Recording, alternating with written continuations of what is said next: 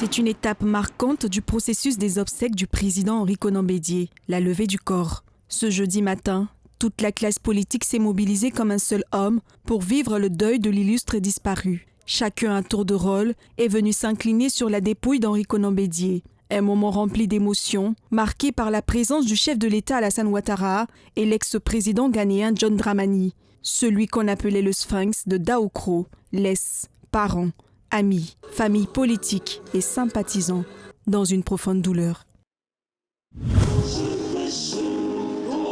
Il est un peu moins de 19h quand la cathédrale Saint-Paul du Plateau a commencé à recevoir du monde. Militants du PDCI RDA, cadres du parti, personnalités politiques et bien d'autres sympathisants, tous sont venus prier pour le repos de l'âme de l'ancien chef de l'État, Henri Konan Bédié.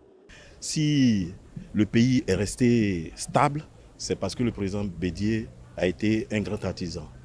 Et dire qu'il nous quitte, il est normal pour nous, militants de PDCI, de venir rendre cet hommage-là. Faire des prières pour que son âme puisse se reposer en paix. Pour nous, c'est une obligation, c'est une nécessité absolue d'être présent à toutes les étapes des obsèques de notre guide, de notre président, le président Henri Konan Bédié.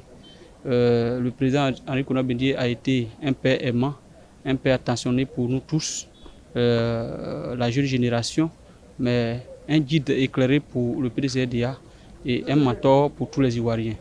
Qui a su encourager les militants à un moment de l'histoire du PDCI-RDA. Aujourd'hui, le président Bédié s'en est allé. Il est bon que nous, militants, nous nous mobilisions pour lui rendre hommage, pour montrer que le président Bédié a représenté dignement le PDCI. Le président Bédié a été un facteur de rassemblement, non seulement pour le PDCI, mais pour la Côte d'Ivoire tout entière. Chants, témoignages des petits-enfants, prières ont meublé la veillée religieuse en l'honneur de l'illustre disparu, arraché à l'affection des siens. Le curé, dans son sermon, a rappelé le philanthrope qu'était le Sphinx de Daoukro. Nous sommes nés de la poussière et nous y retournerons. Paroles inspirées des Saintes Écritures, partagées par le Père célébrant du jour. Il a également invité l'auditoire à cultiver l'amour, la paix et le pardon. Message repris par le Premier ministre Robert Begré-Mambé, qui représentait pour l'occasion le chef de l'État, Alassane Ouattara. Que ce soit dans la vie comme dans la mort, nous appartenons au Seigneur. Par conséquent, nous sommes venus pour confier l'âme de notre aîné, de notre père, de notre oncle, de notre président, à la bonté du Seigneur, afin que le Seigneur le recycle et qu'il ait la félicité éternelle auprès de tous ceux qui ont foi en l'éternel Dieu. Il a été un grand homme politique, avec ses forces et ses faiblesses, mais l'essentiel de ce que nous retenons, c'est qu'il avait milité, il a toujours milité pour la paix en Côte d'Ivoire, et faisons en sorte que cette paix soit préservée dans notre pays et que la finalité de nos actions soit pour le bien de tous et que seul prévalent la fraternité, l'amour et la solidarité entre tous les Ivoiriens. La veillée religieuse en l'honneur de Henri Konan Bédié s'est terminée avec des chants et prières, ouvrant ainsi le programme des obsèques de l'ex-président de la République de Côte d'Ivoire, décédé le 1er août 2023.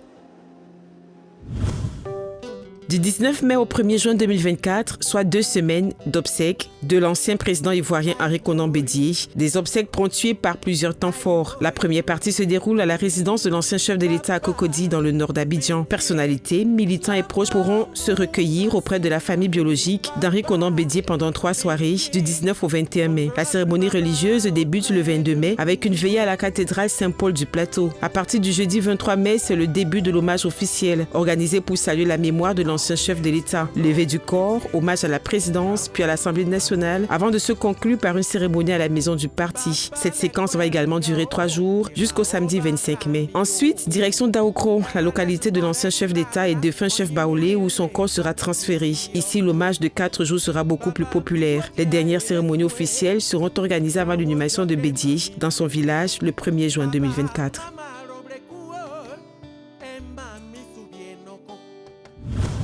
Dans le but de renforcer le dialogue autour des défis contemporains de l'administration publique, Madame la ministre de la fonction publique, Anne-Désirée Ouloto, initie les journées de la fonction publique. Le lancement de la 4e édition a eu lieu ce mardi 22 mai à l'auditorium de la primature. Placé sous le thème « La performance du service public dans un contexte de modernisation de l'administration », la ministre d'État s'est attelée sur la nécessité d'adapter les services publics aux évolutions technologiques et aux attentes croissantes des usagers. Cette édition, la 4e des journées de la fonction publique, intervient à un moment où, ensemble, nous sommes en train de promouvoir le nouveau statut général de la fonction publique.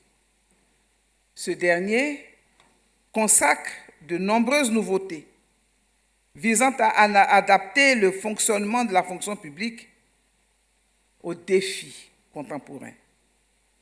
Parmi ces nouveautés, on peut notamment citer la promotion de la mobilité professionnelle, la reconnaissance des compétences, la promotion de la qualité du service rendu, le défi de la formation continue et de l'évaluation du fonctionnaire. Au total, 10 régions abriteront les festivités de cette 4e édition des Journées des fonctions publiques. Prévue du 21 mai au 27 juin 2024, cette 4e édition sera marquée par plusieurs innovations. Concernant la tombola, une nouvelle catégorie dédiée aux fonctionnaires sera créée en complément de celle réservée aux fonctionnaires. De plus, des lots intermédiaires seront instaurés dans chaque catégorie, en plus du Grand Prix. Pour l'animation des sites Journée de la fonction publique, une rubrique quiz sera organisée sur tous les sites afin d'offrir davantage de lots aux participants et de promouvoir les activités du ministère d'État, ministère de la fonction publique et de la modernisation de l'administration. À cette occasion, Anne-Désirée Ouloto appelle à une mobilisation effective des fonctionnaires et agents de l'État de Côte d'Ivoire. Dans les diplômes exigés maintenant, pour passer un concours, il faut que le diplôme soit certifié. Ça va résoudre tous les problèmes.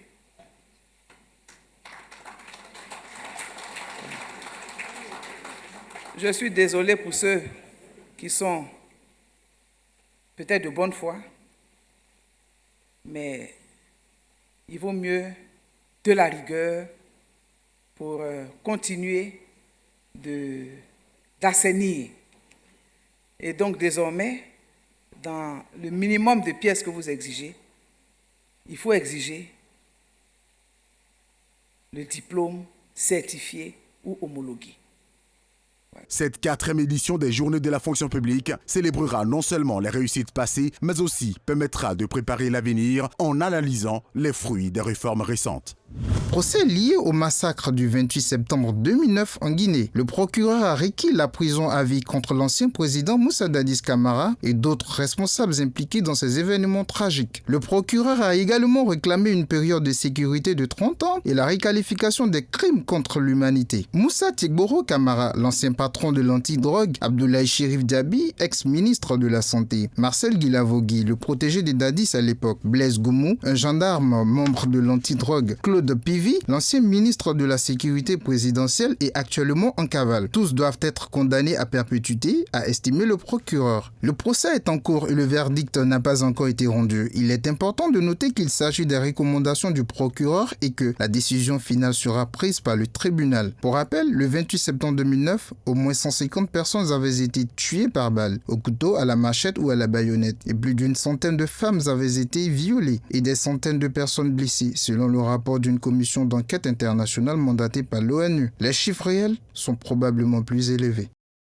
Le Premier ministre britannique Rishi Sunak a annoncé la tenue des élections législatives le 4 juin prochain, mettant fin au mois de suspense. L'opposition travailliste est largement favorite dans les sondages. Un sondage YouGov montre Rishi Sunak au plus bas avec 71% d'opinions défavorables et des électeurs qui le considèrent comme incompétent, faible et indécis. Keir Starmer, avec 51% d'opinion défavorable, est l'homme politique le moins impopulaire du Royaume-Uni. Le Labour est considéré par les sondés comme étant mieux placé que les Tories pour gérer tous les sujets sauf la défense, y compris la fiscalité, l'immigration ou la sécurité, qui sont traditionnellement les domaines de prédilection des conservateurs. Cette décision intervient après une série de bonnes nouvelles sur le plan économique. Les travaillistes, dirigés par Keir Starmer, sont positionnés en tête des intentions de vote, tandis que les conservateurs font face à des pronostics difficiles. Rishi Sunak, malgré ses tentatives, n'a pas réussi à redresser la barre, tandis que Keir Starmer a su recentrer le Labour avec succès. Les élections s'annoncent cruciales pour l'avenir politique du Royaume-Uni.